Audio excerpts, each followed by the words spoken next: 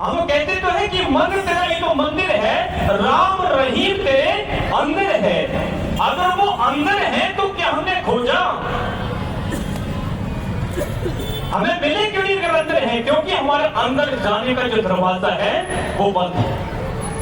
जिस प्रभु ने इस शरीर को अपना रहने का स्थान बनाया है, उसी प्रभु ने बाहर से ताला लगा दिया है। और इस ताले की चाबी किसको दी है? आप ये सोचिए कि हमारे प्रयासों से ये ताला खुल जाएगा, ऐसा नहीं। जिस प्रभु ने इस मंदिर को बनाया है, इस शरीर को बनाया है, इस ताले की चाबी गुरु को सौंप दी है।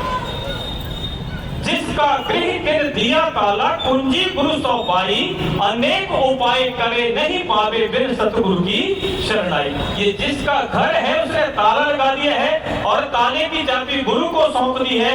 इंसान चाहे जितना मर्जी प्रयास करता है, इंसान के प्रयासों से दरवाजा खुलने वाला नहीं है। ये दरवाजा कैसे खुलेगा? महापुरुष ने कहा, इस शरीर रूपी किले के 10 द्वार हैं, 9 द्वार तो हमारे बाहर की तरफ खुले हुए हैं, जिनके द्वारा हम निरंतर बाहर जाते हैं। 9 द्वार तो बाहर की तरफ खुले हुए, लेकिन 10वां द्वार है। नौतर बाजे काया कोट के 10वां गुप्त कीजे, बजे को पाठना खुली गुरु शब्द खुली। वो 10वां द्वार गुरु की कृपा से खुलता है। ये ताला जो है कोई संसारिक ताला नहीं कि आप चाबी लगा देंगे तो, ये वज्र के प्रहार से भी टूटने वाला ताला नहीं है। ये ताला कैसे खुलेगा? गुरु शब्द खुलीजिए, गुरु की कृपा से खुलेगा। जिस दिन आपके जीवन में कोई ऐसे संत आएंगे, महापुरुष आएंगे, वो ये नहीं कहेंगे कि मंत्र ले जाओ, माला ले जाओ। आज हम उलझते क्यों हैं, फंसते क्यों हैं? लोग हमारी भावना को क्यों लूटते हैं? क्योंकि हमारे पास कसौटी नहीं, हमारे पास पहचान नहीं है। विवेकानंद जी की भावना को कोई क्यों नहीं लूट पाया? क्यों? उन्होंने उपनिषद पढ़े थे, उनके पास कसौटी थी कि जीवन में सच्चा संत मिलता है तो संत की पहचान कोई लिबास नहीं है। आज हमारे पास संत की पहचान क्या है? जिन्होंने भगवा वस्त्र धारण किया, उनके चरणों में हम दंडवत होंगे। किस शास्त्र में लिखा कि संत की पहचान भगवा वस्त्र है? किस महापुरुष ने कहा? शास्त्र तो ये कहते हैं कि वेश देख मत भूलिए, पूछ लीजिए ज्ञान, मोल करो तलवार का पड़ा रहने दो म्यान। युद्ध के अंदर तलवार काम आती है, म्यान काम नहीं आता है। सज्जनों, जीवन का कल्याण लिबास से नहीं होगा, जीवन का कल्याण ज्ञान से होगा। इसलिए संतों ने कहा कि हर चमकती हुई चीज सोना नहीं हो सकती, हर चमकती हुई चीज सोना नहीं हो सकती है। हो सकती है अगर आपके पास पहचान हो। हर भगवे संत में, हर भगवे वस्त्र में संत नहीं हो सकता है। हो सकता है अगर उसके पास ज्ञान हो। संत की पहचान है तो रावण भी भगवा वस्त्र धारण करके आया, सीता का हरण करके चला गया। इसलिए सज्जनों, संत की पहचान ज्ञान है। जिस दिन कोई जीवन में संत महापुरुष मिलेगा, कोई गुरु मिलेगा, वो क्या करेगा? हम रोज गुरु पढ़ते हैं, उनके गुरु के कहते हैं। शास्त्रों में गुरु की परिभाषा बताई कि घू अंधेरा जानिए, रू कहिए प्रकाश, मेटे जो अज्ञानतम ज्ञान से गुरु नाम है दास। कि जो हमें अज्ञानता के अंधकार से ज्ञान के प्रकाश में ले जाए, उसे गुरु का यही तो होगा कि अखंड मंडलाकारम व्याप्तम येन चराचरम तत्पदम दर्शितम ये तस्मै श्री गुरुवे नमः। कि जो परमात्मा अखंड है, जिसको खंडित नहीं किया जा सकता है, जो परमात्मा चर और अचर में व्याप्त है, जो गुरु उस परमात्मा को हमारे अंतर में दिखा दे, ये तस्मै श्री गुरुवे नमः। ऐसे गुरु को कोटि कोटि वंदन कर। शास्त्र कहते कि अज्ञान तिमिरांधस्य ज्ञान अंजन शलाक्या चक्षुर्मिलितम ये तस्मै श्री गुरुवे नमः। कि जो हमारे अज्ञानता के अंधकार को मिटा दे, किस तरह? ज्ञान अंजन शलाक्या, ज्ञान रूपी सुरमा हमारी आंखों में डाल करके, हमारे दिव्य नेत्र को खोल करके उस परमात्मा के ज्योति स्वरूप ज्योति रूप को हमारे अंत में दिखा दे। ये तस्मै श्री गुरुवे नमः। ऐसे गुरु को कोटि कोटि वंदन है, कोटि कोटि प्रणाम। इसलिए सज्जनों, अगर हम बाहर से लिबास को देखेंगे, अगर बाहर से संतों की पहचान करेंगे, तो हमेशा जिन्होंने भी बाहर से संतों को परखने का प्रयास किया है तो धोखा ही खाया।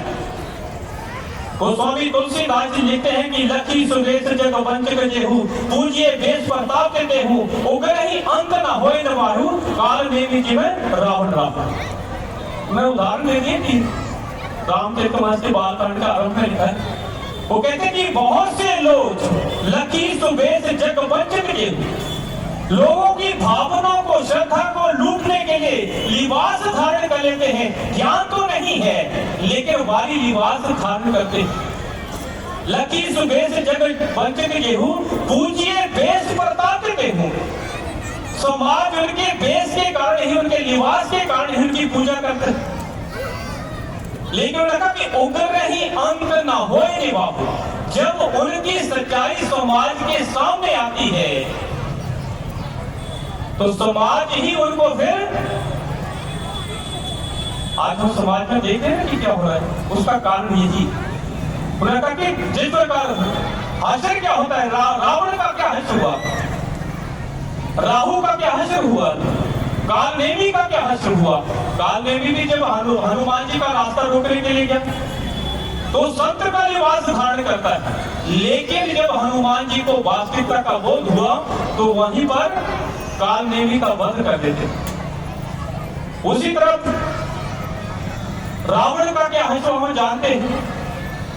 राहु का हश्र क्या, राहु एक देवता था। जब देवों के अंदर अमृत बांटा जाने लगा तो उसने भी देवों का रूप धारण किया और देवों की श्रृंखला में जाकर के खड़ा हो गया। तो जब नारायण को पता चला कि ये देवता नहीं है, असुर है, तो उन्होंने उसी समय अपने सुदर्शन से उसकी गर्दन को शरीर से अलग कर दिया। इसलिए सज्जनों, हम समाज, हम हमारा उत्तरदायित्व है हम समझें कि वास्तविकता क्या है। कि जिन शास्त्र ग्रंथों में गुरु बनाने के लिए कहा गया है, उन्हीं शास्त्र ग्रंथों के अंदर उस गुरु की पहचान भी बताई है कि जीवन में संत मिलते हैं। तो कोई हमें ये नहीं कहते कि मंत्र ले जाओ, माला ले जाओ। विवेकानंद अनेकों संतों के पास है, किसी ने कहा कि मंत्र ले जा, इस मंत्र का जाप करना तुझे परमात्मा मिल जाएगा। नरेंद्र ने कहा कि मैं तो इस मंत्र का जाप कर लूंगा, लेकिन एक गूंगा व्यक्ति इस मंत्र का जाप कैसे करेगा। अगर एक गूंगा व्यक्ति मंत्र का जाप नहीं कर सकता तो क्या वो ईश्वर को पाने का अधिकारी नहीं है क्या। वो किसी और के आगे किसी दूसरे के पास से उसने माला दे दी कि ये माला घुमाना, वो कहते मैं तो माला घुमा लूंगा, लेकिन एक ऐसा व्यक्ति है जिसके हाथ नहीं हो, वो माला कैसे घुमाएगा। अगर वो माला नहीं घुमा सकता तो क्या वो ईश्वर को पाने का अधिकारी नहीं है क्या। उसको भी तो ईश्वर को पाने का अधिकार है। सज्जनों, ये ज्ञान नहीं है। अगर हमें बारी मंत्रों से ही ईश्वर मिलने वाला होता तो फिर इतने ग्रंथों को लिखने की जरूरत क्या है। महापुरुषों को बार बार धरा पर आने की आवश्यकता क्यों पड़ी। किसी भी शास्त्र ग्रंथ में किसी मंत्र की बात नहीं की। मंत्र शब्द का मतलब होता है मन को नियंत्रण करने का तरीका, technique to control our mind. हमारा मन क्या सूक्ष्म है, सूक्ष्म मन को इस स्थूल शब्दों से नहीं बांधा जा सकता है। इस स्थूल सूक्ष्म मन को बांधने के लिए साधन भी सूक्ष्म चाहिए, और मन किससे भी सूक्ष्म है वो ब्रह्म ज्ञान, अध्यात्म ज्ञान, जिसके बारे में भगवान कृष्ण कहते हैं कि अध्यात्म ज्ञान नित्य तत्व ज्ञानार्थ दर्शनम, कि अध्यात्म ज्ञान ही नित्य है और उसी के द्वारा जीवन का कल्याण हो सकता है। इसलिए जीवन में संत मिलते हैं, महापुरुष मिलते हैं। जिस दिन हमें नाम दान देते हैं, दीक्षा देते हैं, वो ये नहीं कहते मंत्र ले जाओ, माला ले जाओ, वो हमारे से दरवाजे को खोल देते और दरवाजे को खोल करके हमारे प्राणों के अंदर ही, श्वासों के अंदर ही वो परमात्मा का शाश्वत नाम चल रहा है। वो परमात्मा का नाम हमारी श्वासों के अंदर चला है। इसलिए तो हम कहते हैं कि श्वास श्वास सिमरो गोविंद, श्वासों के अंदर गोविंद करो। हमारे शास्त्र कहते हैं, हमारे महापुरुषों ने कहा, अवतारों ने कहा, उपनिषदों में आता कि यद चक्षुषा पश्यति ये चक्षुषी पश्यति तदेव ब्रह्म तौमिति नेत्रम। ये तो प्राणेन प्रणेति ये प्राण प्रणीयते तदेव ब्रह्म तौमिति नेत्रम। ये प्राण स्वयं नहीं कर रहे हैं, प्राणों को चलाने वाली एक शक्ति है, वही परमात्मा का नाम है। इसे हम कहते कि तुम हो एक अगोचर सबके प्राणपति, किस विधि विरुद्ध दया निर्दुष्टों में